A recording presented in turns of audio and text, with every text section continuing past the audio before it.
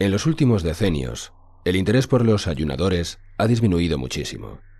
Antes era un buen negocio organizar grandes exhibiciones de este género como espectáculo independiente, cosa que hoy, en cambio, es imposible del todo. Eran otros los tiempos. Entonces, toda la ciudad se ocupaba del ayunador. Aumentaba su interés a cada día de ayuno. Todos querían verle siquiera una vez al día. En los últimos del ayuno no faltaba quien se estuviera días enteros sentado ante la pequeña jaula del ayunador.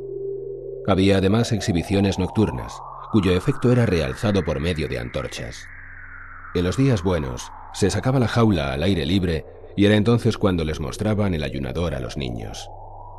Para los adultos, aquello solía no ser más que una broma, en la que tomaban parte medio por moda. Pero los niños, cogidos de las manos por prudencia, miraban asombrados y boquiabiertos a aquel hombre pálido, con camiseta oscura, de costillas salientes, que desdeñando un asiento, permanecía tendido en la paja esparcida por el suelo y saludaba, a veces, cortamente o respondía con forzada sonrisa a las preguntas que se le dirigían o sacaba quizá un brazo por entre los hierros para hacer notar a su delgadez, volviendo después a sumirse en su propio interior, sin preocuparse de nadie ni de nada, ni siquiera de la marcha del reloj para él tan importante, única pieza de mobiliario que se veía en su jaula. Entonces se quedaba mirando al vacío, delante de sí, con ojos semicerrados, y solo de cuando en cuando bebía en un diminuto vaso un sorbito de agua para humedecerse los labios.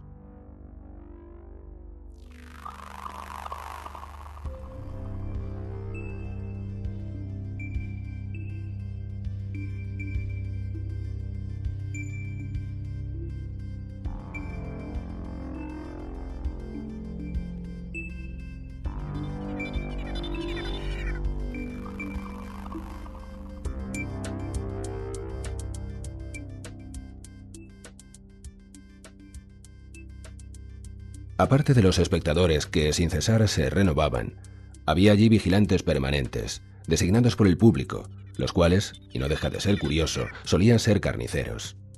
Siempre debían estar 3 al mismo tiempo, y tenían la misión de observar día y noche al ayunador, para evitar que por cualquier recóndito método pudiera tomar alimento. Pero esto era solo una formalidad introducida para tranquilidad de las masas, pues los iniciados sabían muy bien que el ayunador, durante el tiempo del ayuno, bajo ninguna circunstancia, ni aun a la fuerza, tomaría la más mínima porción de alimento. El honor de su profesión se lo prohibía. A la verdad, no todos los vigilantes eran capaces de comprender tal cosa. Muchas veces había grupos de vigilantes nocturnos que ejercían su vigilancia muy débilmente. Se juntaban adrede en cualquier rincón y allí se sumían en los lances de un juego de cartas con la manifiesta intención de otorgar al ayunador un pequeño respiro, durante el cual, a su modo de ver, podría sacar secretas provisiones, no se sabía de dónde. Nada atormentaba tanto al ayunador como tales vigilantes. Le atribulaban, le hacían espantosamente difícil su ayuno. A veces sobreponíase a su debilidad y cantaba durante todo el tiempo que duraba aquella guardia, mientras le quedaba aliento, para mostrar a aquellas gentes la injusticia de sus sospechas. Pero de poco le servía, porque entonces se admiraban de su habilidad que hasta permitía comer mientras cantaba. Muy preferibles eran para él los vigilantes que se pegaban a las rejas y que, no contentándose con la turbia iluminación nocturna de la sala, le lanzaban a cada momento el rayo de las lámparas eléctricas de bolsillo que ponía a su disposición el empresario. La luz cruda no le molestaba. En general no llegaba a dormir, pero quedar transpuesto un poco podía hacerlo con cualquier luz, a cualquier hora, y hasta con la sola llena de una estrepitosa muchedumbre. Estaba siempre dispuesto a pasar toda la noche en vela con tales vigilantes.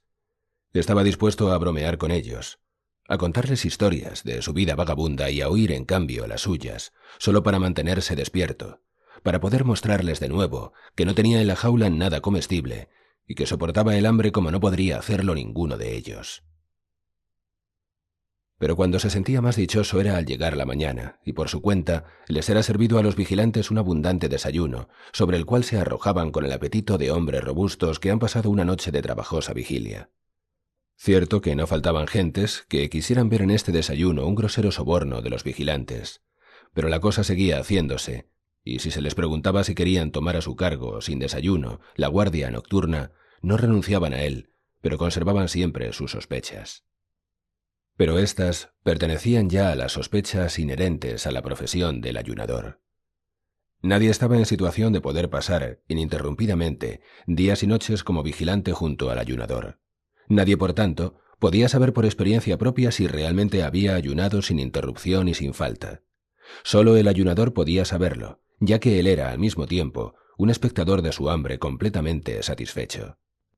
Aunque, por otro motivo, tampoco lo estaba nunca. ¿Acaso no era el ayuno la causa de su enflaquecimiento, tan atroz, que muchos, con gran pena suya, tenían que abstenerse de frecuentar las exhibiciones por no poder sufrir su vista? Tal vez su esquelética delgadez procedía de su descontento consigo mismo. Solo él sabía, solo él, y ninguno de sus adeptos, qué fácil cosa era el ayuno.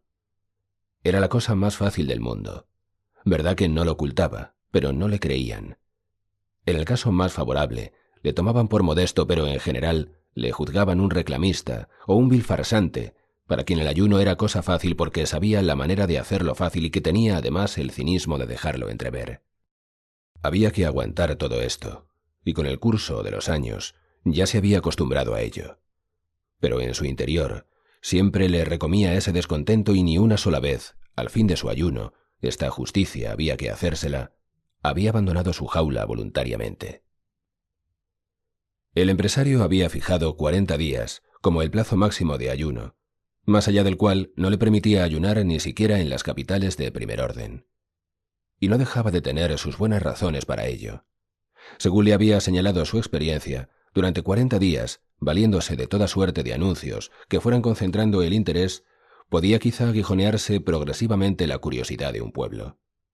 Mas pasado este plazo, el público se negaba a visitarle, disminuía el crédito de que gozaba el artista del hambre.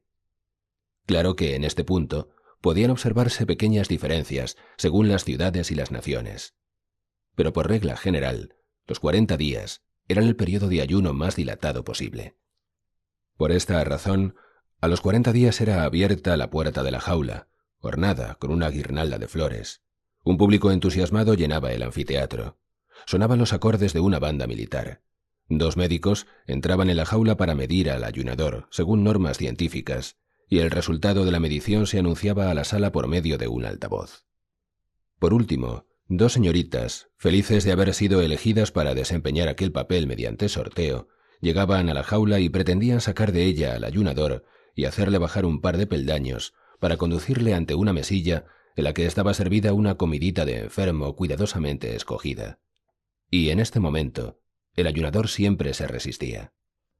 Cierto que colocaba voluntariamente sus huesudos brazos en las manos que las 2 damas, inclinadas sobre él, le tendían dispuestas a auxiliarle, pero no quería levantarse. ¿Por qué suspender el ayuno precisamente entonces, a los 40 días? Podía resistir aún mucho tiempo más, un tiempo ilimitado. ¿Por qué cesar entonces, cuando estaba en lo mejor del ayuno?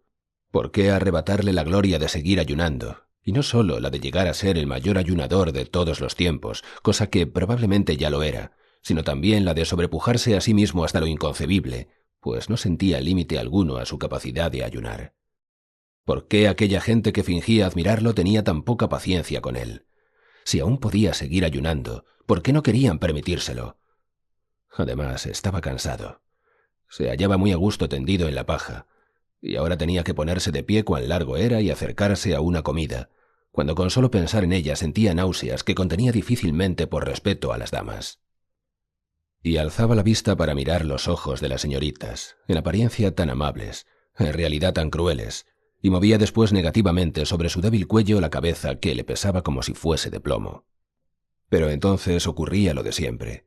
Ocurría que se acercaba el empresario silenciosamente, con la música no se podía hablar, alzaba los brazos sobre el ayunador, como si invitara al cielo a contemplar el estado en que se encontraba, sobre el montón de paja, aquel mártir digno de compasión, cosa que el pobre hombre, aunque en otro sentido, lo era. Agarraba al ayunador por la sutil cintura, tomando al hacerlo exageradas precauciones, como si quisiera hacer creer que tenía entre las manos algo tan quebradizo como el vidrio.